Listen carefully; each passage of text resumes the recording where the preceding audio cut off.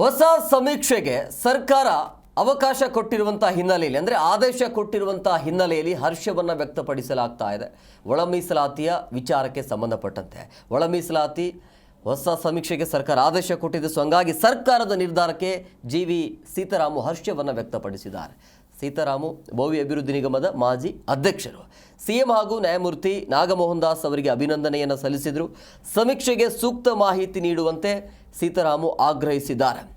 BJP ಕೊಟ್ಟಿದ್ದ ವರದಿಯಲ್ಲಿ ತಪ್ಪು ಮಾಹಿತಿ ಇತ್ತು. ಈಗ ಸಮೀಕ್ಷೆಯನ್ನು ನಡೆಸಲು ಸರ್ಕಾರ ಆದೇಶ ಕೊಟ್ಟಿರೋದ್ರಿಂದಾಗಿ ಈ ರೀತಿಯ ಹರ್ಷವನ್ನು ವ್ಯಕ್ತಪಡಿಸಿದ್ದಾರೆ. ರಾಜ್ಯ ಸರ್ಕಾರ ಒಳ ಮೀಸಲಾತಿ ಜೊತೆಗೆ ಹೊಸ ಸಮೀಕ್ಷೆಗೆ ಆದೇಶಕ್ಕೆ ಹೋರಾಟಗಾರರು ಈ ರೀತಿಯಾಗಿ ಹರ್ಷವನ್ನು ವ್ಯಕ್ತಪಡಿಸಿದ್ದಾರೆ.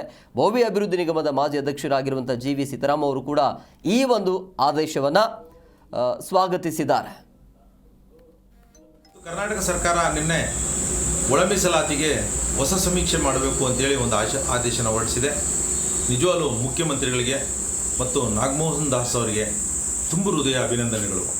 ಏನು BJP ಗೌರ್ಮೆಂಟಲ್ಲಿ ಮಾಧುಸ್ವಾಮಿಯವರ ನೇತೃತ್ವದಲ್ಲಿ ಒಂದು ಸಮಿತಿಯನ್ನು ಮಾಡಿ ಅವೈಜ್ಞಾನಿಕವಾಗಿ ಯಾವ ರೀತಿ ಇವರು ಮೀಸಲಾತಿಗಳನ್ನು ಮಾಡಿ 6%, 5%, 4% ಅಂತ ಮುಟ್ಟಿ ಏನು ಕೊಟ್ಟಿದ್ದರು, ನಿಜವಾಗ್ಲೂ ಕೂಡ ಅದು ಶುದ್ಧ ಮೂರ್ಖತನ ಅಂತೇಳಿ ನಾವು ಹೇಳ್ತೀವಿ.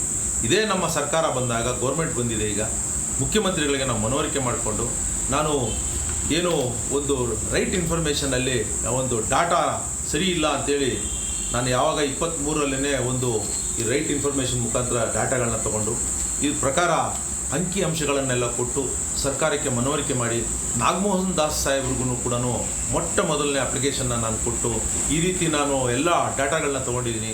ಈ ಡಾಟಾ ಪ್ರಕಾರ ಸಮಾಜಗಳನ್ನ ವರ್ಗೀಕರಣ ಮಾಡಬೇಕು. ಇದು ಈ ಬಗ್ಗೆ ಮಾತನಾಡೋದಕ್ಕೆ ನಮ್ಮ ಜೊತೆಗೆ ಜಿ.ವಿ. ಸೀತಾರಾಮ್ ಅವರು ಕೂಡ ಫೋನ್ ಸಂಪರ್ಕದಲ್ಲಿ ಸಿಕ್ಕಿದ್ದಾರೆ. ಸರ್ ನಮಸ್ಕಾರ. ಸರ್ಕಾರದ ಈ ಆದೇಶದ ಬಗ್ಗೆ ಏನು ಹೇಳ್ತೀರಿ? ಅಂದರೆ ಭಾಳಷ್ಟು ಪರ ವಿರೋಧ ಚರ್ಚೆ ಆಗ್ತಾ ಇತ್ತು. ಆ ಚರ್ಚೆಯ ಮಧ್ಯೆ ಈ ಒಂದು ನಿರ್ಧಾರಕ್ಕೆ ಬಂದಿದ್ದಾರೆ. ನಿಮ್ಮ ಮೊದಲ ಪ್ರತಿಕ್ರಿಯೆ ಸರ್? ನಾವು ಕೂಡ ಇದ್ರ ಬಗ್ಗೆ ಹೋರಾಟ ಮಾಡಿದ್ವಿ.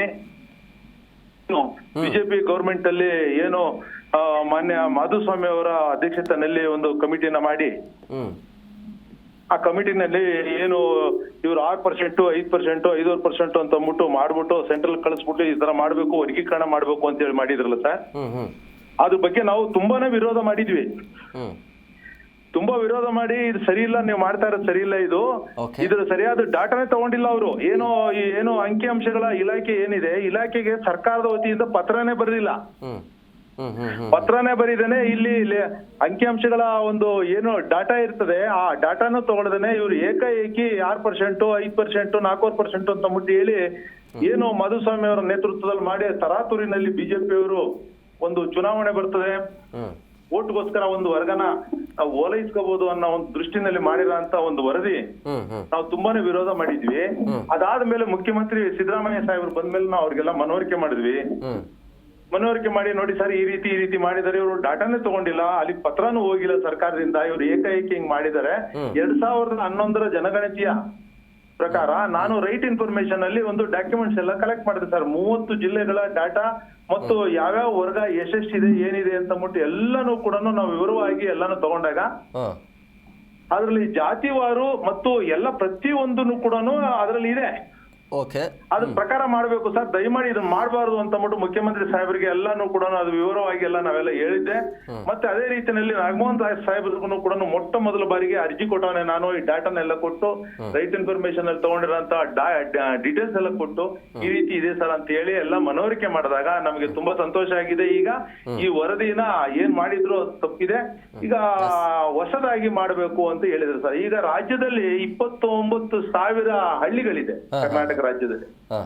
ಇವಾಗ ಡಾಟಾ ತಗೊಳ್ಳೋದು ಆಮೇಲೆ ಮಾಡೋದು, ಈಗ ಅಂಗನವಾಡಿ ಟೀಚರ್ಸ್ ಇರ್ಬೋದು, ಲೋಕಲ್ ಟೀಚರ್ಸ್ ಇರ್ಬೋದು, ಮತ್ತು ಅಲ್ಲಿ ಸರ್ವೇಯರ್ಗಳು ಮತ್ತು ಅಲ್ಲಿ ಎಲ್ಲಾನು ಕೂಡ ತಗೊಂಡು ಇಮಿಡಿಯೇಟ್ ಆಗಿ ಅದನ್ನ ತಾಲೂಕು ವೈಸು, ಜಿಲ್ಲಾ ವೈಸು ಪ್ರತಿದಿನ ಏನ್ ಡಾಟಾ ಕಲೆಕ್ಟ್ ಮಾಡ್ತಾರೆ ಮಾಡಿದ್ರೆ ಅದು ಹೊರಗೆ ಬರ್ತದೆ, ಪ್ರತಿಯೊಂದು ಕೂಡ ಅನುಕೂಲ ಆಗುತ್ತೆ. Yes okay, thank you Sitaram ಅವರೇ ಜಿ ಕನ್ನಡ ನ್ಯೂಸ್ ಜೊತೆ ಮಾತನಾಡಿದಕ್ಕೆ. ಜಿ ಕನ್ನಡ ನ್ಯೂಸ್ ಈಗ ನಿಮ್ಮ ಮನೆಯಲ್ಲೇ ನೋಡಿ, ಎಲ್ಲ ಕೇಬಲ್ಗಳಲ್ಲಿ ಈಗ ಲಭ್ಯ.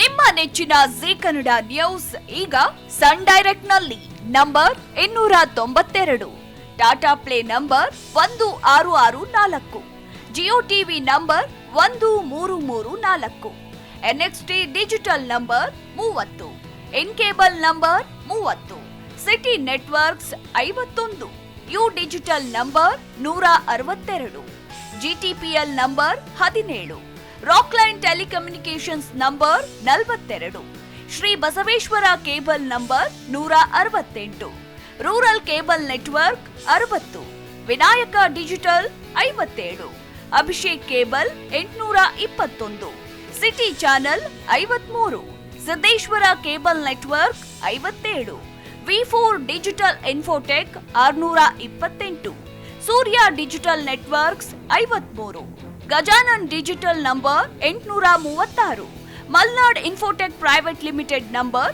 56, Metrocast number 830, Victory Digital number 167ರಲ್ಲಿ ನೋಡಿ ಆನಂದಿಸಿ.